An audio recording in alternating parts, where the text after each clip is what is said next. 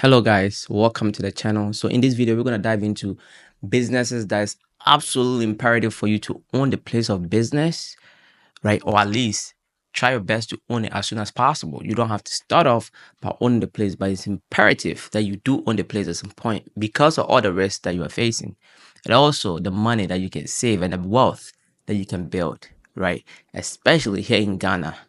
So let's dive into it.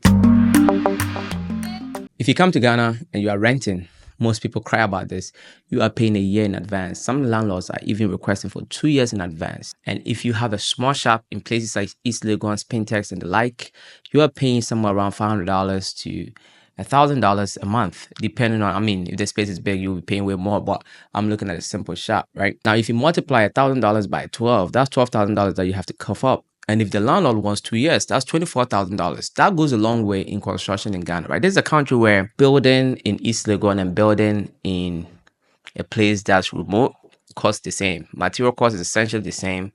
And it might depend on the finishes that that person chooses to put on or not. But essentially, the building is the same. If you can own your place of business, do so because of the appreciation of value, especially when it comes to land over a sustained period of time, and some risk that you face as a business owner if you are renting. Depending on the type of the business. There is another advantage of owning a building in Ghana. Unlike the West, where people are paying $12,000, $20,000 in property taxes, I can only imagine how much you'll be paying if you own a commercial property. Got to be more than the residential, right? So it's not so imperative to own your place in America because you're still going to end up spending a lot of money on taxes every year because businesses go up and down, right? Unless your business is extremely profitable, then it's okay. But there are businesses that's like, it could be profitable this year, it's not profitable sometimes, like, especially like, for example, real estate. There are people who barely get like 3 or 4 buildings a year. But, if they got 4 buildings they are working on a year, they are fine. So some years they might not get anything at all. I know people that there was a year they barely got any project to work on. So you're essentially making nothing. Now, if you don't own the place at which you operate, how are you going to pay a year in advance rent when it's due? We're going to dive into the type of businesses that you want to own a place. Let's say I am into developments, right? It's more service based, right? You're not buying a product from me. It's more service based, and they are not coming to me to use me to build their building, right? They're not coming to rush for me to build their building for them or for me to sell them land because of my location. It has absolutely nothing to do with why the client chose to come to me. The location didn't matter. Of course, you want to have a nice environment, you want to have a nice office, something, appealing, but the location doesn't really matter. Unless it's like 2 hours away, of course, clients don't want to drive 2 hours to come to you. So, but I'm talking about the specific location of the building. It doesn't really matter. So if your landlord screws you, you can move next door, right? Whereas if you own a barber shop, that barber shop has a certain type of clientele. And that clientele, for the most part, live in a neighborhood. And once you build your reputation, right, over a sustained period of time, your landlord, this happens a lot, not just in Ghana, it used to happen in America. I'm about to give you a story soon.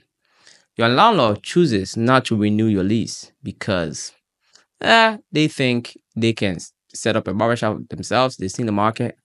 Thanks to you, you did the market analysis for them. So they're just going to put some money in there, use the space, and they're going to get the same customers.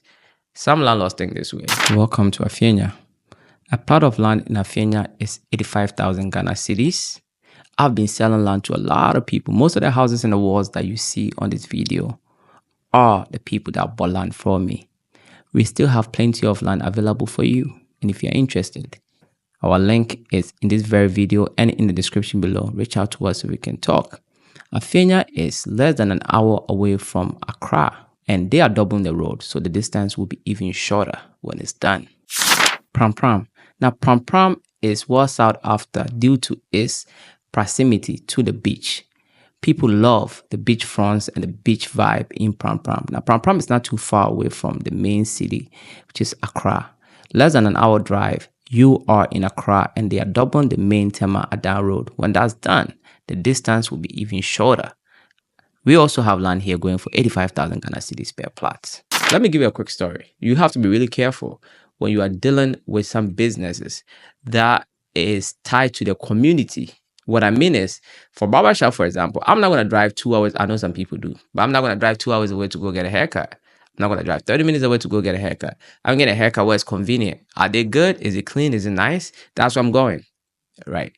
So once you establish yourself in that regard, and you have to move elsewhere, if that person set up nicely, I'm probably going to go there, and I'm not even going to know. Unless, of course, word on the street is, this guy is a cheat. Then some people with morale might feel like, nah, I'm not going to support this guy. But until then, he is essentially stealing your customers. There's a couple of other businesses that's tied to the community. It's a gym. That's why I have refused to rent any space for my gym, and I want to build my own building, right? I bought a car wash, and I'm going to transform it into a gym plus a rooftop and all that stuff. The main reason why I chose to do that is because I know it's not going to be easy to get your 300 to 500 members. Now, let me do the math for you. Let's say I'll go and I'll rent a space.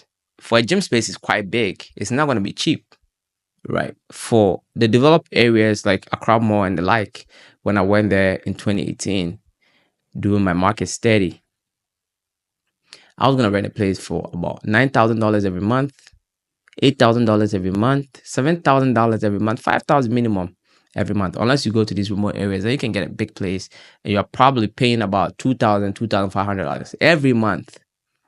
Now, for a gym, you do need time for you to get your membership. When you open it, you have a big splash. You might have 50 members, and then get 10 members every month. And some people will be coming out, some people will be coming in, and it might take you 2 good years before you build your solid 300 to 500 members, bringing you, let's say, $30 a month. Now, I've well established myself. I got 300 members just to be on the matter side. I'm making $9,000 every month on revenue side. I'm paying my $2,500 or $5,000 a month in rent. That's taking a lot of the money away. And other stuff, you probably keep your profit of $3,000. After working all this while, 2 years, you're keeping $3,000 in your pocket. Every year you are paying $60,000 to the landlord if you are paying $5,000 a month. Can you imagine that? You're essentially working for the landlord. In a situation like this, you don't want that. Because for that building in Ghana, right, my car wash, I bought it for $83,000. Yes, I want to go up multi-levels and I want to use it for other stuff. If it wasn't for that, I could build a gym for less than $100K because it's going to be an open space, one level. And, in 2-3 years, that was my rent right there. But I want to do other stuff like shops and stuff like that. So the building is obviously going to be more expensive, but you get where I'm coming from. If we are looking at just a gym, I got the land for $100K. Let's say you even got it for $100K. I got it for 83 and all that stuff. But let's say you got it for $100K, right? You got a land for $100K. You put $100K in there to build a single open space, single level for your gym, right? I've seen a gym like that at Johulu, Philip. The guy owns the building, owns the place, right? You could do, first of all, if you're renting too, you are limiting yourself from the amount of work you can do, because if your landlord chooses not to renew, right, unless, don't get me wrong, you can go and rent a space and have on a contract that, they are obligated to rent it to you for the next 10 years because you're about to do all this work there and all that. But after 10 years, they can choose, 10 years, you've built a lot of clientele, and they can choose to not renew the lease. And what are you going to do? If you are not savvy like Sam Walton, who is the founder of Walmart, then you will lose your business. The landlord is going to take the business because you did not put in a contract that he might lease it to you for at least 10 years.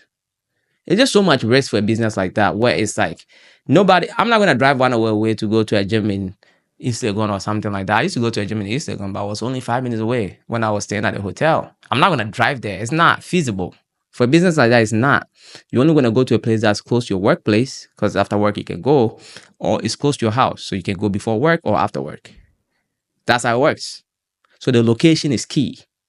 And for a place like that, this person can work so hard and build his clientele, and the landlord can just steal it. Put the same equipment in there, and then he's going to take all your clientele. They don't care. They're going to go there because they want to feed these muscles. And they want to go there. And you are looking like a sucker. So there are certain businesses that you must absolutely own the building. The story for Sam Walton. Sam Walton got the first Walmart. Walmart is so huge now, right? So huge in America.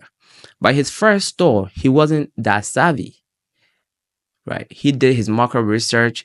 He was in the retail space for a very long time, and he got a space in Arkansas, a very, small town.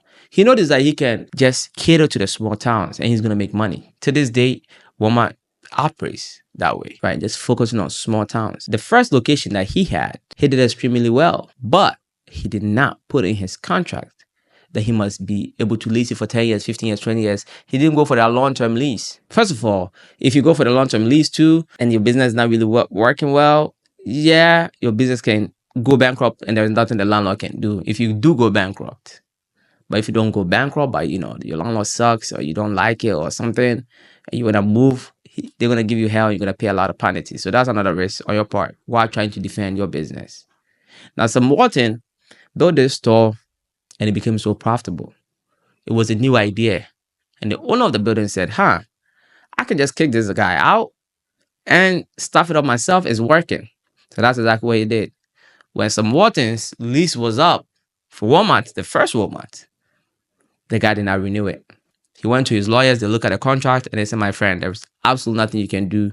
Next time, if you go into something like that, own a building or make sure you sign a lease that is at least 15 years plus. 5 years before the lease expires, if business is good, you can start renegotiating for a longer term. And if this person is not trying to let that happen, you can work around it. You can get a new place, tell your customers move slowly. You can do that. I'm saying all of this to let you know that it is absolutely imperative for certain type of businesses. If the landlord screws you and moving is going to cost you, you want to own the place. You absolutely want to own the place because it's going to help you. And in addition, you are building equity and wealth. Instead of paying that rent every year that goes and never come back, yes, you get to write it off as an expense for a business. So do you get to depreciate your building every year while it's appreciating in value. The rent goes out and that's about it. This is why I've decided to own my place of business. I'll give you guys an example right now, right? I'm actually contemplating, thinking about it, making moves, right? I have a business, right? Construction, land sales in Ghana. And this business doesn't really matter where the location of the office is. Like I said, it just has to be convenient. You don't want it to be more than 30 minutes away from the areas where people stay when they come to Ghana, because that's the majority of my clientele is people coming from the UK, US, and the like. And they might want to come and see the office. You don't want to be too far away. It might affect you. So the building itself doesn't really matter. How nice you make it look and how accessible it is to your clients, that's important. So I can be in Sprinters, I can be in East Legon, I can be in the airport, I could be in Jigano, I could be anywhere close to where people usually stay when they come to town, which is your East Legon Sprinters cantonment. If you are 30 minutes within that, you are fine. So I've decided to move to Jigano, right, which is a very nice area, like the prime locations of Accra. For the game that I want to play, that's where I got to be. I was very close to my landlord who was going to rent me this office. And so I got a good price and I have to pay a year in advance. Now this business, I don't think this guy's going to screw me in any way. It's a great guy. But I'm just thinking about the amount that I'm going to be paying year after year. And I feel like you can invest in something, own a building somewhere, and use it for the office, or a portion for the office, a portion for rental. And you basically end up paying nothing, or you end up building equity, right? End up building equity. This type of business, the service business, as I mentioned, the building and the location doesn't really matter. It just has to be convenient for your clients, because I'm online based. People don't find me because of, that's another thing. People don't find me because of the location of the business. People find me because of YouTube and, and recommendations. In order for people to give me their money, some people want to come and see the office at which you are, so then they can find you. For a business like that, I don't have to own a building.